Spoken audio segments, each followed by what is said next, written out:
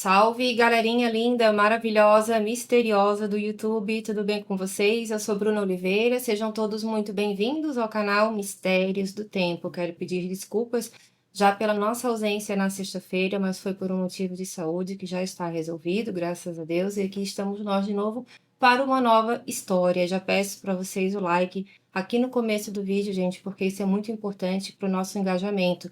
Ah, Bruna, não gosto de comentar, não tenho paciência de digitar, não tem problema. Bota um coraçãozinho, uma florzinha, um like, um dislike, o que vocês preferirem. Mas, por favor, mantenha contato conosco nesse vídeo, porque assim aumenta mais a chance do YouTube recomendar o nosso trabalho. Também peço que vocês conheçam o nosso outro canal chamado Castelos do Tempo. É bem interessante, gente. Quem puder também adquirir os nossos 2 e-books que nós lançamos agora há pouco. Eu vou deixar o link na descrição do vídeo, tá bom? Se vocês puderem, isso ajuda bastante a manter o nosso trabalho. Se puder, também se tornem membros aqui do canal, porque isso ajuda imensamente mesmo. E também se tornem membros do nosso grupo de WhatsApp, que o link também já está na descrição, assim você fica sabendo por nós quando sai vídeo novo, tá bom? Hoje nós vamos falar sobre um caso muito pedido aqui no canal. Eu sei que já outros canais já fizeram bastante esse assunto, mas a gente segue também bastante as sugestões de vocês e me pediram para fazer um vídeo sobre a emparedada da Rua Nova e é sobre esse assunto que nós vamos conversar, tá bom? Agora chega de papo, recado dado, vamos logo para essa história. Vlad, solta a vinheta.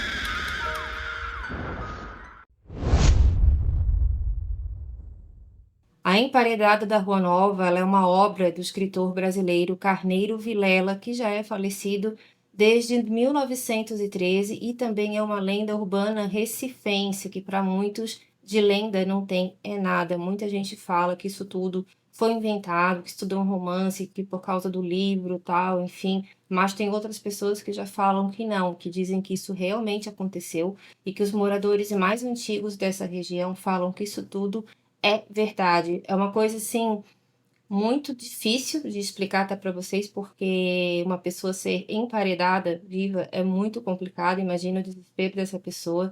Esse método, digamos assim, era muito utilizado também na época medieval. Várias pessoas tiveram esse final, principalmente freiras e padres, que às vezes mantinham um romance um com o outro, ou nem mantinham, mas eram suspeitos. Naquele tempo não tinha um julgamento assim, digamos, tão certeiro, e muitos deles foram encontrados séculos depois em paredes de convento, em paredes de castelos. Então, isso é uma prática que realmente acontecia bastante. Esse romance histórico do livro, segundo muitas pessoas, relata, na verdade, o caso verdadeiro de uma jovem burguesa chamada Clotilde, que fica grávida do seu namorado chamado Leandro Dantas, que dizem também era amante da sua mãe, ou seja, segundo a história conta, a Clotilde ela era filha de uma mulher chamada Josefina Favaz.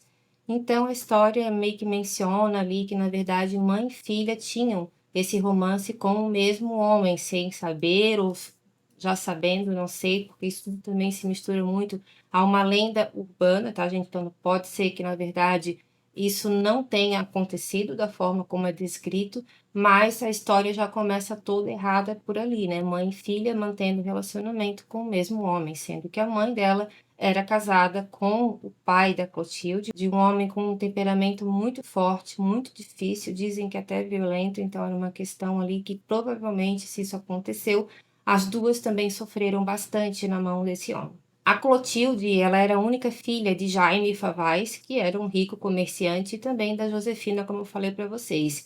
Ela sofreu muito, gente, com o castigo que ela recebeu do próprio pai. Então, essa questão do emparedamento envolve o pai dela, na verdade, ele que mandou fazer isso com ela. Já vamos chegar nessa parte da história. O que piorou a história da Clotilde, na verdade? Piorou porque ela não teve relações íntimas com o Leandro antes do casamento, na verdade, escondida de todo mundo, porque ele não foi apresentado para o pai dela. O pai dela já tinha em mente que ela deveria se casar com outro rapaz, porque naquela época a mulher, na verdade, ela era uma moeda de troca, né? O dote maior fazia dela a melhor esposa. O que aconteceu então? A Clotilde, ela acabou engravidando do Leandro, que muita gente fala, tem duas versões a respeito dele.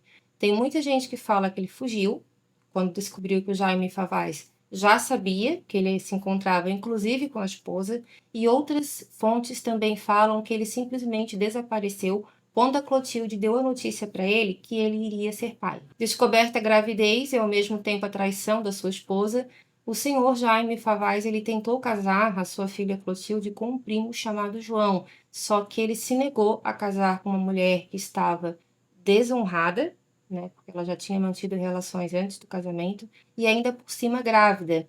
Dizem que a Clotilde era uma mulher muito bonita, uma jovem muito bonita, tinha os cabelos castanhos, a pele clara e os olhos verdes, muito claros também. Dizem que todo mundo ali babava literalmente por ela, mas na hora de assumir o filho de um outro homem, não quiseram saber e o Jaime teve então uma outra ideia para fazer com a sua filha. Referente a Josefina, dizem que ela também sofreu verdadeiras barbáries na mão do marido e que ela morreu completamente insana em Portugal. Por tudo que aconteceu com a filha, que ela ficou sabendo, não pôde fazer nada, senão ela teria o mesmo destino, e tinha muito medo do Jaime. Ele era um homem considerado até bastante perigoso, muito vingativo e violento. Eu sei que é difícil, eu sempre falo aqui no canal, é difícil a gente julgar o caráter de uma pessoa que a gente não conheceu e que inclusive já faleceu, já é do século passado.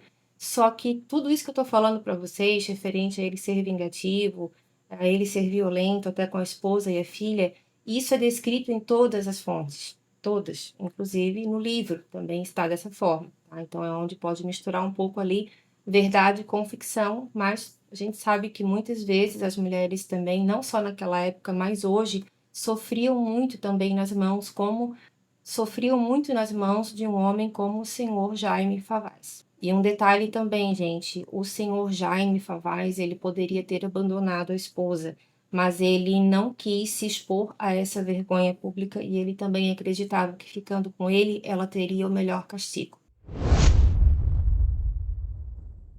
Clotilde teria tido uma grave discussão com seu pai. Para piorar, a barriga dela já estava crescendo, e quando isso aconteceu, muita gente já ficou desconfiada, porque ela também andou um pouco sumida, mas as poucas vezes que ela saía um pouco do quarto dela também, as pessoas notavam que a barriga dela já estava um pouco maior, e ela sempre foi uma menina considerada bastante cinturada, magrinha. Então, o que que era aquela barriga? Começou o disse-me-disse ali, e foi por questão assim de tempo para ela se manter totalmente enclausurada no quarto dela. O senhor Jaime, ele é conhecido por seus atos violentos e bastante temido também por todos que o conheciam. Não era só com o pessoal da casa dele, não. Dizem que o homem era terrível e com as pessoas de fora também. Mas, enfim, ele teve uma discussão muito séria com a Clotilde pelo, né, desenrolar da história que eu pude entender. Ela também, de certa forma, peitou um pouco o pai dela, porque ela iria ter aquele filho, ela disse que iria ter e pronto. E foi quando ele deu um soco muito forte no rosto dela e ela desmaiou. O que que ele fez quando ela desmaiou? Ele pegou alguns lençóis brancos que eram da própria cama da Clotilde. Ele enrolou a filha dele, fez uma espécie ali de capa, só deixando os olhos dela de fora. Ele amordaçou ela também. E ele foi então atrás de dois pedreiros para que pudessem fazer uma obra rápida na casa dele.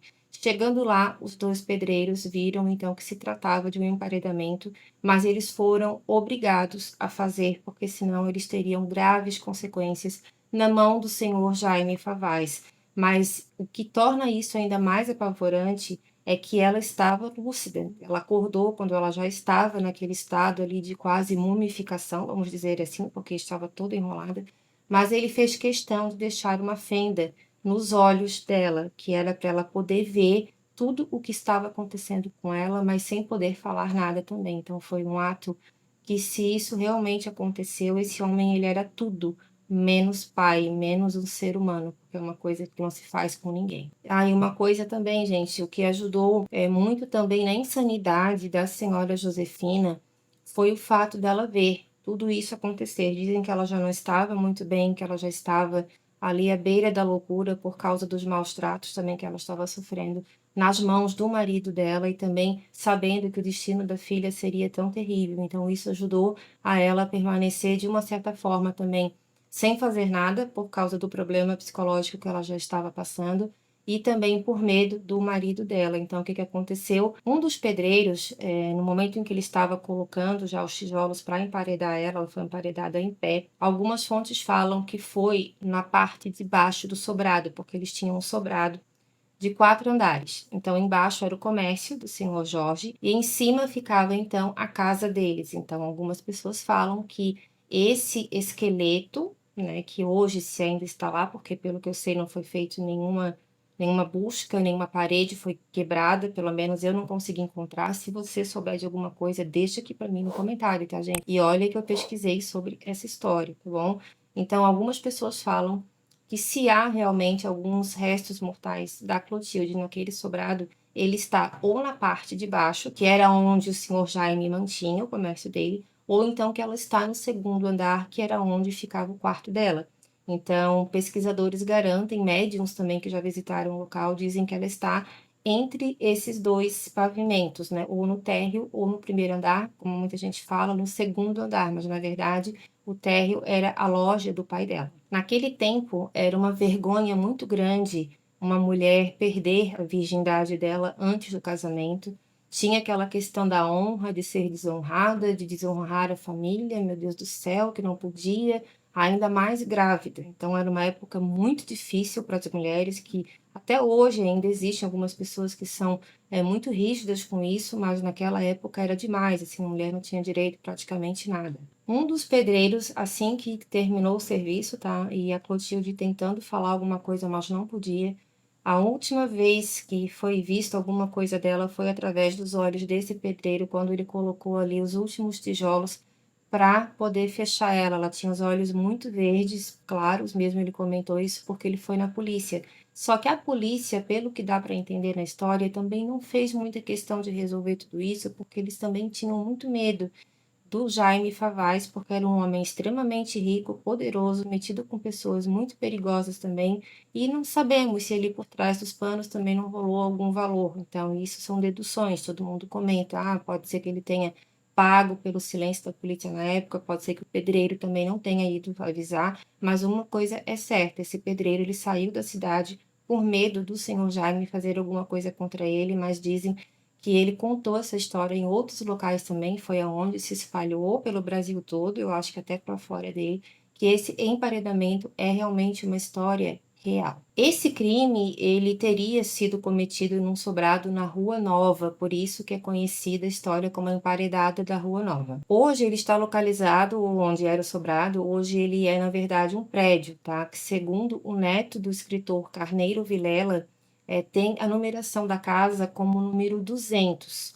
A obra foi editada em folhetim, jornal pequeno, entre 1909 e 1912 e depois então foi transformada em livro. Então tem esse livro que no início foi só um folhetim, mas ele fez muito sucesso e ele acabou ganhando bastante dinheiro com a obra, mas até onde eu consegui entender, ele nunca negou essa questão de isso poder ser uma história real e também não confirmava. Então, ou seja, podia ser uma tática para ele vender o livro? Pode ser, mas ele preferia não comentar nada a respeito de ser uma história real. Assim que ele fez isso com a filha, o senhor Jaime Favaz, ele foi para Portugal e a sua esposa, como eu falei para vocês, ela morreu nesse país. O que aconteceu? Por questões também dos comércios que ele tinha aqui no Brasil, ele precisou voltar. Então ele voltou sozinho porque ele já era viúvo.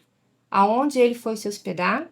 Na casa dele, que foi aonde ele fez toda essa barbárie com a própria filha.